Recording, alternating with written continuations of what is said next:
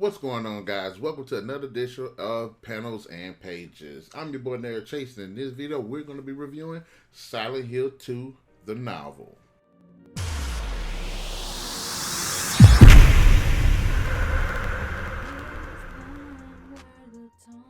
Now, Silent Hill 2 is a 2006 psychological horror novel written by Sadamu Yamashita. I butchered that name. And it is an adaptation of the Silent Hill 2 video game. The story centers on James Sunderland, a widower who journeys to the town of Silent Hill after receiving a letter from his dead wife. Now, honestly, I'm not really a Silent Hill fan. I haven't really played any of the video games. I've seen it, checked out a whole bunch of top 10 horror games. It's always been on there, especially Silent Hill 2. I did watch the movie, so I have a little bit of what it is. It basically is a psychological horror version of Resident Evil with supernatural paranoid elements in it.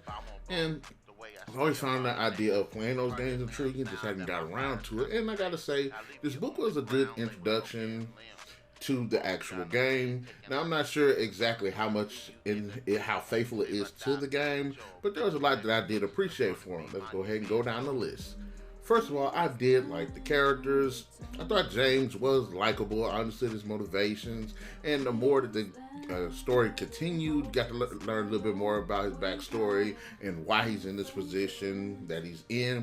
There are some other really interesting characters that do show up, such as Angela, such as Laura and Maria, and we all get to see how their own backstories tied to Silent Hill, because Silent Hill is basically this town that's made for those who've done really bad things to come there and to kind of deal with that by manifesting their fears in various forms, which kind of materialize into these weird monsters.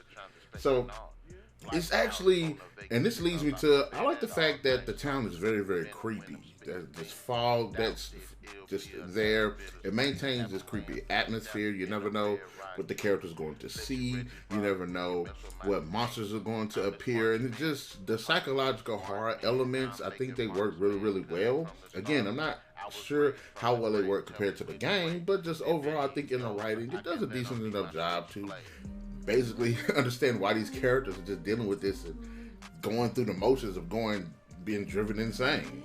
But I always liked the idea of Silent Hill, so the fact that I love the story idea of these creatures being manifestations of like guilt, lust, and things like that, and how characters have to deal with that, I think that's really, really unique.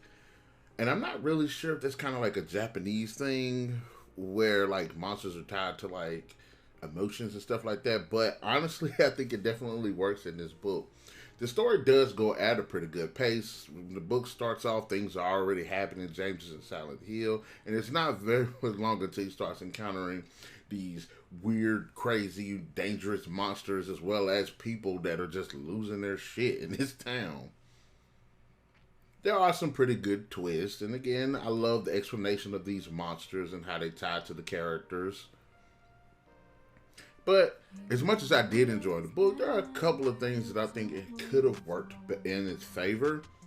First of all, I do like the monster encounters, but I do think that they are rushed. Every time he meets Pyramid Head, if he meets one of the nurses and stuff, every time he meets a creature, pop, he shoots it a couple times, and it's like within like a paragraph or a half a page, he's already dealt with it. Now, whether he's killed it or he's escaped it or he's driven it off, it doesn't really matter. It kind of takes away from the tension, because if these creatures are as dangerous as they are physically, as the psychological aspect of them are, you would think that much more of these encounters would be very, very, very, very tense, especially sequences like with Pyramid Head. I'm looking for like a chase sequence with this character for like maybe a couple pages.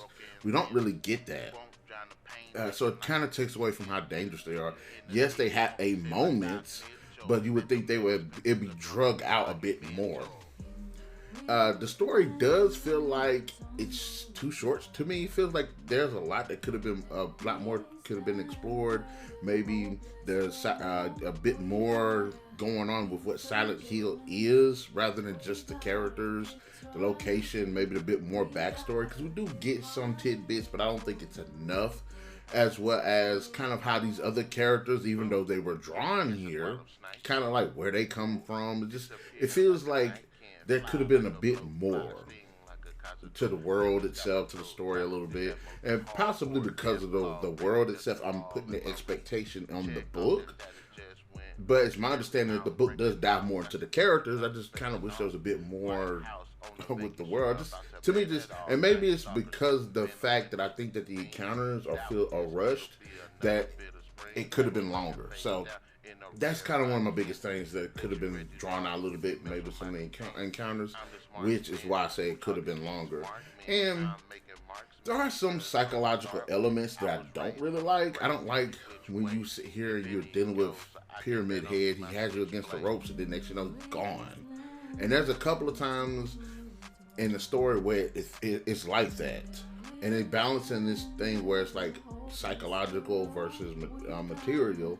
And sometimes, and I like the fact that even though the psychological is manifesting in the material, that it's like there's some moments where it feels like convenience, because it's like if he's got you by the ropes and he's about to dig into your butt, you got to figure out some clever way to get out of this, and he just all of a sudden disappears. This is a couple of times in the story something like that does happen. Majority of the time when he's fighting a monster or something like that, he uses weapons.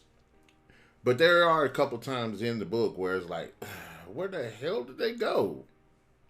So I actually liked this book. I thought it was really good. I thought it was really interesting. It had me wanting to play the video game, because like I said, Silent Hill, I'm a huge Resident Evil fan, and next to a Fatal Frame, this is definitely on the list of equivalents to Resident Evil. So this book definitely got me wanting to read, to actually play the video game.